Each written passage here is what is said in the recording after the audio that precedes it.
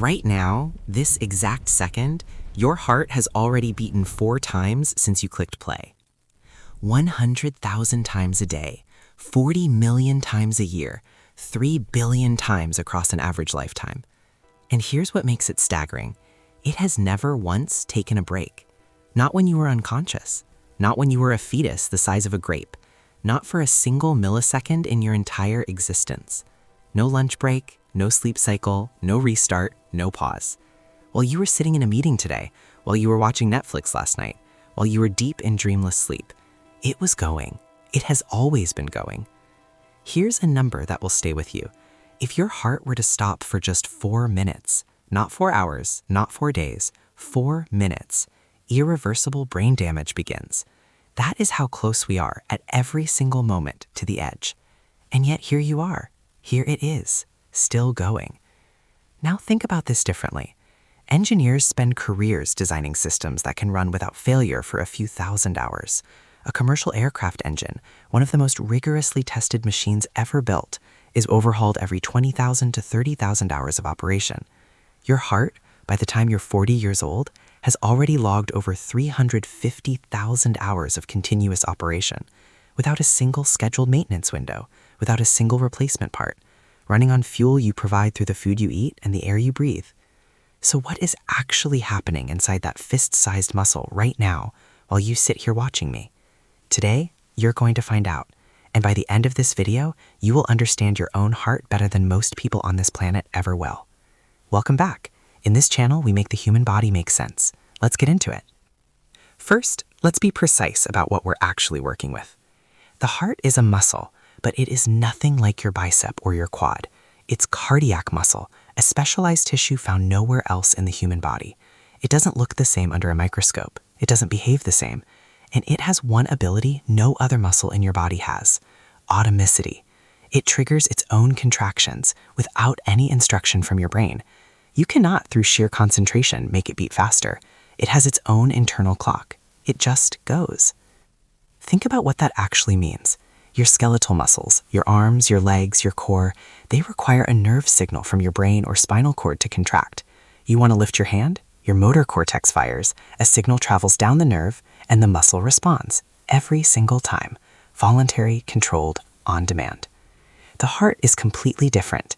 Cut every single nerve connection to the heart, and it keeps beating. This has been demonstrated in transplant surgery for decades. A donor heart, removed from one body, placed in cold preservation, transported across a city, and implanted into another human, begins beating again on its own once blood flow is restored. No rewiring required, no reconnection to a brain. It just remembers what it is and what it does. That is not a metaphor. That is biology, and it is one of the most extraordinary things in the known universe. It sits in the mediastinum, the central compartment of your chest, just behind your breastbone, tilted slightly to the left, which is exactly why you feel it more on your left side. The base of the heart, the wide top, points to the upper right. The apex, the pointed bottom, angles down toward the lower left. When it contracts, that apex taps against your chest wall. That is what you feel. That's roughly 300 grams, about the weight of a baseball, keeping every single cell in your body alive, right now. It's wrapped in a tough fibrous sac called the pericardium, which holds it in place, protects it from friction as it beats, and contains a thin layer of fluid that acts as a lubricant, about 15 to 50 milliliters, barely more than a tablespoon. But without it, every beat would grind. And here's a detail that stops people cold when they hear it. The heart begins beating just 22 days after conception, before you have a brain, before you have lungs, before you have eyes or a spine or fingers, before you are recognizably human in any way. Your heart is already beating. It is the first organ to function, and it will be the last to stop. Now, let's go inside. Crack it open and you find 4 chambers, 2 on top, the right atrium and the left atrium, 2 on the bottom, the right ventricle and the left ventricle. The atria are collection rooms, thin walls, low pressure. Blood flows in, they fill, they squeeze gently downward. The ventricles are the power rooms, thick walls, high pressure. They receive blood from above and launch it out with force. And here's something crucial. The left and right sides of the heart are completely separate. There is a wall of muscle called the interventricular septum dividing them. The right side handles deoxygenated blood on its way to the lungs. The left side handles oxygenated blood on its way to the body. 2 separate circuits, 1 engine, running simultaneously in perfect coordination, every single beat. Memory anchor: atria equals arrivals, blood checks in. Ventricles equals velocity, blood gets launched. You will never forget that. Let's follow one single drop of blood through one complete heartbeat, from the moment it arrives exhausted and oxygen depleted to the moment it leaves fully recharged. This entire journey takes less than 1 second, but let's slow it down. Blood returns from the body, oxygen delivered, CO2 collected, darker now under less pressure. It drains into the right atrium through two large veins, the superior vena cava from above, the inferior vena cava from below. The right atrium fills and contracts, atrial systole, pushing blood down through the tricuspid valve into the right ventricle. Now, the tricuspid valve, 3 delicate leaflets of tissue that swing open as blood flows through and snap shut to prevent backflow. They're held in place by tiny fibrous cords called the chordae tendineae, the heartstrings, quite literally, which attach to small muscles inside the ventricle wall called the papillary muscles. When the ventricle contracts, these muscles pull the cords taut so the leaflets don't flip backward. The engineering here is flawless. Evolution spent 375 million years perfecting it. The right ventricle contracts, ventricular systole, driving blood upward through the pulmonary valve into the pulmonary artery and off to the lungs. Here's something most people get wrong. Arteries carry blood away from the heart, not necessarily oxygenated blood. The pulmonary artery is the only major artery in the adult body carrying deoxygenated blood. The naming is about direction, not oxygen content. In the lungs, the blood spreads across 300 million microscopic air sacs called alveoli, each surrounded by capillaries with walls half a micrometer thick, thinner than a soap bubble. Carbon dioxide diffuses out, you breathe it away. Oxygen floods in, the blood transforms. And here's a detail most people never hear. This gas exchange happens passively. No pumps, no active transport. Pure diffusion, molecules moving from high concentration to low concentration across that gossamer membrane. Your lungs don't pull oxygen in. The oxygen moves because it wants to. Physics does the work. If you stretched out all the capillaries surrounding those 300 million alveoli end to end, they would cover an area roughly the size of a tennis court. That is the surface area your body dedicates entirely to gas exchange, folded, packed, and compressed into 2 lungs the size of footballs. The human body does not waste space. Oxygenated blood returns via 4 pulmonary veins and enters the left atrium. The left atrium squeezes. Blood passes through the mitral valve, a 2-leaflet valve, and drops into the left ventricle. Now pay attention here. The left ventricular wall is 3 times thicker than the right because it has to drive blood against the resistance of your entire systemic circulation, your brain, your organs, your fingertips. It generates peak pressures of around 120 millimeters of mercury. That is the systolic number in your blood pressure reading. At rest, the left ventricle ejects about 70 milliliters of blood per beat. That's called stroke volume. Multiply that by 70 beats per minute and you get roughly 5 liters per minute. Your entire blood volume circulated once every minute. During intense exercise, that can rise to 20 to 25 liters per minute. The heart doesn't just work harder, it works smarter, filling more completely and ejecting more forcefully with every single beat. It fires. The aortic valve snaps open. Blood launches into the aorta, the main arterial trunk of the body, and within seconds begins reaching every corner of you. Here's something worth sitting with for a second. The blood that just left your heart will reach your brain in about 8 seconds, your fingertips in about 16 seconds, your toes in roughly 18 seconds. It returns to the heart in under a minute. One continuous closed loop, moving constantly, because the moment it stops, cells begin to die. The lub-dub sound through a stethoscope is your valve snapping shut, not the muscle contracting. Lub, mitral and tricuspid close as ventricular contraction begins. Dub, aortic and pulmonary close as the ventricles finish ejecting. A murmur is turbulent flow through a valve that doesn't close cleanly. Here's a question I love asking people. Does the heart use any of the blood it's pumping to feed itself? Not directly. The heart muscle cannot absorb oxygen from the blood flowing through its chambers. Think about that for a moment. The heart is literally bathed in blood, constantly, millions of times a year, and it cannot use any of it directly. It needs its own private supply. And that supply comes from the coronary arteries. They branch from the aorta at its very root, just centimeters above the aortic valve, and coil across the outside of the heart like a crown. Corona, Latin for crown. That is where the name comes from. Here's something fascinating about the timing of coronary blood flow. The coronary arteries actually fill during diastole, the relaxation phase between beats, not during the contraction. When the heart squeezes, it compresses its own vessels and briefly reduces its own blood supply. The moment it relaxes, blood floods into the coronary arteries. Your heart feeds itself in the pauses between its own beats, in the rest, not the effort. This is also why a very fast heart rate can actually be dangerous in certain conditions. The faster the heart beats, the shorter diastolic window, and the less time the coronary arteries have to fill. At extremely high heart rates, the heart can literally outrun its own blood supply. The left main coronary branches into two vessels, the left anterior descending, the LAD, which runs down the front supplying the anterior left ventricle and septum, and the circumflex artery wrapping around the left side. The right coronary artery supplies the right ventricle, and in most people, the inferior wall of the left ventricle. The LAD is sometimes called the widowmaker. It supplies over 40% of the heart's total blood flow, including the anterior left ventricle, which does most of the pumping work. A complete LAD blockage causes the most catastrophic heart attack possible. This is why crushing chest pain radiating to the left arm or jaw is a 911 call, not a wait and see. Atherosclerosis, the buildup of cholesterol-rich plaques inside the coronary artery walls, causes most heart attacks. For years, these plaques narrow the artery silently. Then one ruptures. A clot forms instantly. Within 20 minutes of complete blockage, heart muscle cells begin to die. They don't regenerate.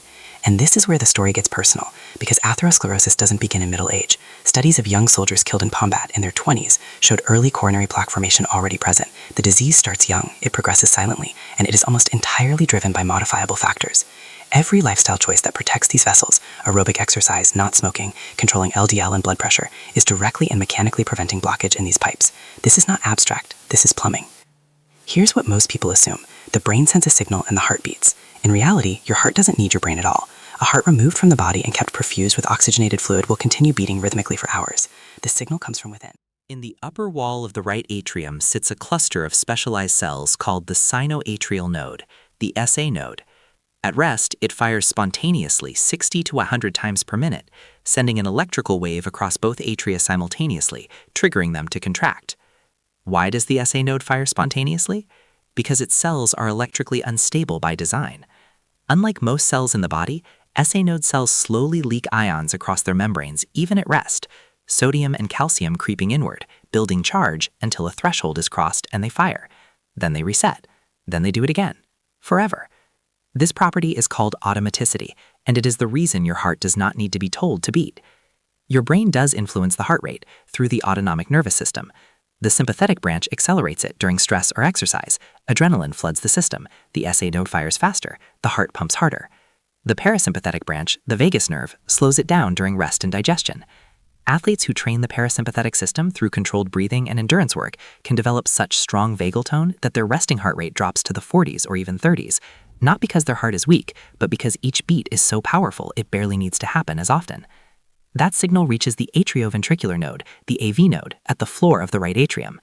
The AV node introduces a deliberate delay of 0.1 seconds. That is not a flaw, it is the system. That pause gives the atria time to finish emptying before the ventricles fire. Without it, chaos. With it, a perfectly coordinated two-stage pump. The AV node also acts as a gatekeeper. If the atria begin firing chaotically, as in atrial fibrillation, which affects millions of people, the AV node filters out much of that chaos and prevents it from reaching the ventricles. It is both a relay and a filter, a conductor and a guardian. From the AV node, the signal races down the bundle of His, splits into left and right bundle branches, and fans through the Purkinje fiber network across the entire ventricular wall in milliseconds. The ventricles contract from the bottom tip upward, squeezing blood toward the outflow valves with maximum efficiency.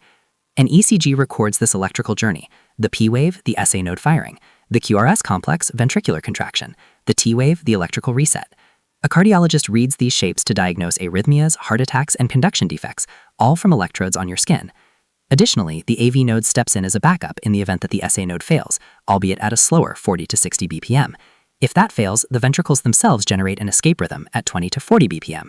3 independent failsafes, built into a fist-sized muscle that has never once needed a reboot. Compare that to any piece of technology you own. Your phone needs updates, your laptop needs restarts. Even the most robust industrial machines require downtime.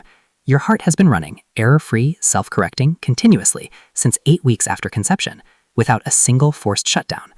You now understand exactly why cardiovascular disease is the #1 cause of death on Earth, not because the heart is fragile, but because we know in precise anatomical detail exactly how it fails.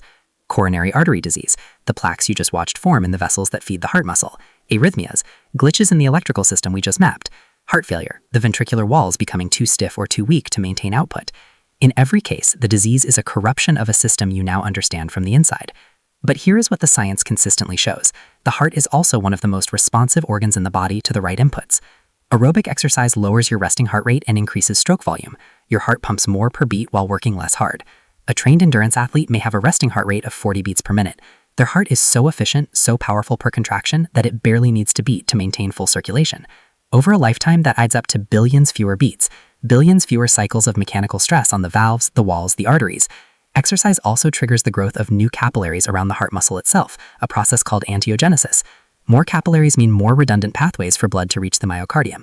In some people who exercise regularly, the heart literally builds its own backup circulation over time, nature's own bypass surgery, earned one workout at a time.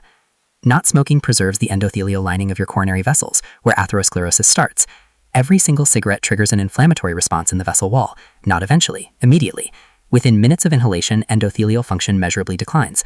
The good news, within just 1 year of quitting, the risk of coronary heart disease drops by 50%. The vessels heal. Not completely, not instantly, but they heal. Controlling blood pressure reduces chronic stress on the aortic wall.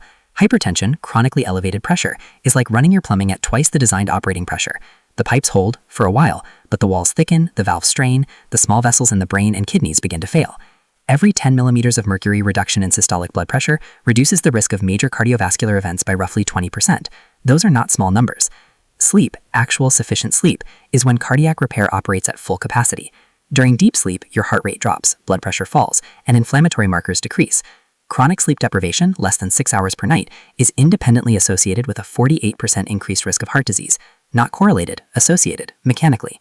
And stress, the kind that never fully resolves, that follows you home, that wakes you at 3 a.m., chronically elevates cortisol and adrenaline, which over time damages the endothelial lining of your arteries, raises blood pressure, promotes clotting, and accelerates the exact inflammatory processes that drive atherosclerosis. Managing stress is not a luxury. For your coronary arteries, it is maintenance. You are not just making lifestyle choices. You are engineering the continued function of a 3 billion beat machine that cannot be returned, exchanged, or upgraded. Let's bring it home. Your heart is a 4-chambered cardiac muscle with its own autonomous electrical pacemaker, its own dedicated blood supply through the coronary arteries, and a 2-sided pumping circuit routing blood to the lungs and then to the body in under 1 second, 100,000 times today. It has 4 valves, the tricuspid, pulmonary, mitral, and aortic, each one opening and closing with mechanical precision on every single beat. It has a conduction system with 3 independent pacemaker failsafes, so that even one fails, the next takes over. It has coronary arteries that fill not during contraction, but during rest, feeding the muscle in its own quiet moments. It produces about 2 watts of continuous mechanical power every hour of every day for a lifetime.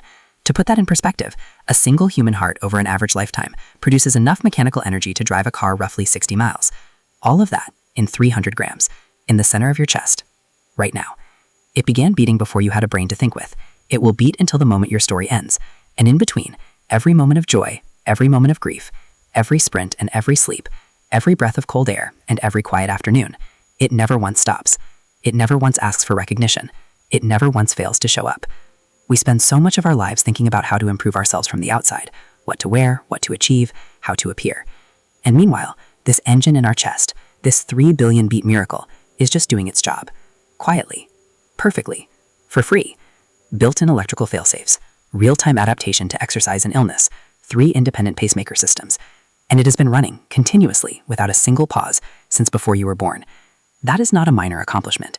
That is one of the most extraordinary things in the known universe, and it is happening inside your chest, right now. If this changed how you think about your own body, subscribe. We go this deep every single week. Drop a comment right now. Which system do you want next? Nervous system? Immune system? Gut? Your answer determines what I make. I read every single one.